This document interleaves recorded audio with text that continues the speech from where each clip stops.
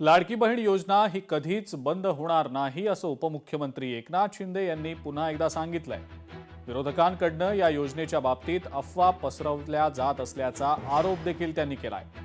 3 तारखेला फटाके फोडा, विजय महायुतीचाच होणार आहे असा विश्वास देखील उपमुख्यमंत्री एकनाथ शिंदेंनी व्यक्त केलाय। सगळ्यात माझी आवडती योजना कुठली तर मुख्यमंत्री माझी लाडकी बहीण योजना। आणि म्हणून या लाडक्या बहिणीने चमत्कार घडवला, इतिहास घडवला आणि या महायुतीला या महाराष्ट्रामध्ये लँडस्लाइड मॅन्डेट दिलं। आणि म्हणून माझ्या लाडक्या बहिणींना धन्यवाद देतो, लाडक्या भावांनाही धन्यवाद देतो। विरोधक अफवा पसरवत असतात, पण मी आपल्याला सांगतो, कोणी माईकाला आला तरी माझी लाडकी बहीण योजना कधी बंद होणार नाही।